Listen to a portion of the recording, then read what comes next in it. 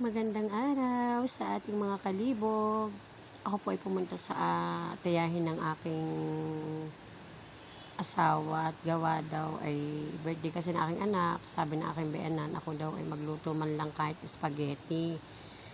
Yan, sabi ko sige nga para kami makain man lang ang mga bata kasi nga doon sila nagbabakasyon sa Barangay 5 sa kapatid ng aking beanan. Iyan, tapos yan nga, nagkaroon na ako ng mantika. Tapos na unang ginisa ko, bawang, syempre para mabango-bango ang ating pagluluto ng ating spaghetti. Yan, habang ako ay nagluluto ng nilagay ko na nga ang sibuyas at bawang. Then, sabi ko nga kahit man lang spaghetti talagang mahirap ang anak ng inay mga kalibog. Charot. Yun nga, sabi sa akin ng pinsan ng aking asawa, siya daw ay bibidyohan daw niya ako. Sabi ko daw, ilagay ko daw sa aking vlog. Sabi ko, sige, salamat ka ako. Talagang ako'y sinusuportahan sa aking ginagawa. Ako yung may natutuwa dahil nga mga kalibog na-appreciate nila. Yan, mabalik nga natin. Nilagay ko na ng giniling. Naglagay na ako ng giniling. Ang akin na maluluto ng spaghetti, 1 kilo lang. Para lang makaraos ang birthday ng aking anak.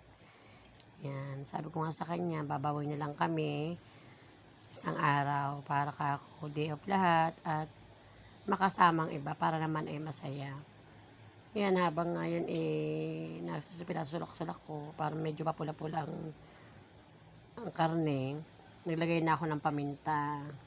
Tapos, ang sinunod ko yan, naglagay na rin ako ng magic. Depende sa inyo kung ilan ang magic ang ilalagay nyo.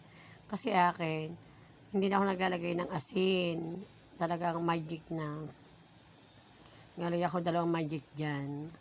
Depende naman sa inyo kasi sanay kasi ako sa magic, hindi ako sanay sa betchin na may asin lang, hindi. Parang hindi sulit ang aking pagluluto. Ayan po ay talagang hobby ko na po talaga mga kalibog ang pagluluto. Yan, syempre kasama na din yan ang pag-iinom. Hindi mawawala po yan sa aking pang araw-araw. Ayan, sinunod ko na ang hotdog. Yan. Depende rin sa inyo kung ilang hotdog ang ilalagay nyo. Kasi akin ay 4 ba yan o 5 na juicy na malalaki na jumbo. O, diba? Jumbo hotdog. Kaya mo ba to? Charot. Yan, diba? Ngayon habang pinapula ko pa kami nagkukwentuhan. Bakit daw walang cake ang aking anak? Sabi ko kami naghihirap ngayon. Talagang, alam mo naman, pagdating ng mga August talaga naman. Naghihirap ang mga anak ng inay. Ayan nga, pagkatapos yan, nilagyan ko na siya ng tomato sauce. Tsaka naglagay na rin ako dyan ng gatas. Yeah. Sa mga hindi meron kasing iba, hindi naglalagay ng gatas. Para ba daw matamis. Eh ako naman, nagtry lang ako magluto nito. Nasabi ko, parang gusto kong lagyan ng gatas. Hindi ko na rin nilagyan ng asukal yan. Excuse me. Pero ako ay naglagay ako ng konting patis para hindi masyadong katamisan, katamtaman lang. Yan. Amoy na amoy pa lang talaga sabi na aking anak, ma'am, kasarap niyan. Siya din nagugutom. At amoy pa lang ng sauce ng spaghetti, talaga naman nagnanamnam daw. Sabi ko, bawi na lang. Kasi 1 kilo lang yan. Wala naman din kaming inaasahan na bisita nga dahil nga sabi ko pamimerenda ko lang sa mga bata kasi nga ay di na tumambay at gawa na may wifi daw. Todo ML. Sabi ko nga pagkatapos ka ako ng ilang araw ng bakasyon, magpahinga na tanggalin ng ML nako at gawa ng masisira ang pag-aaral. Sayang naman at meron namang pinag-aral ng aking anak. Ayan nga. Nilagay ko na dyan tapos na. O diba? Amoy pa lang yan. Masarap ng spaghetti mga kalibog pag lalo mainit. Pag malamig hindi na. Kaya nga sabi ko nga, try nga lang ako na may paggatas. Sabi ko, masarap pala. Pwede pala ito. Dati kasi ang favorite ko lang talaga spaghetti ay sa Jollibee. Ibang pagkakagawa ng sauce. Para ka akong mas masarap pa ako yata ito sa Jollibee.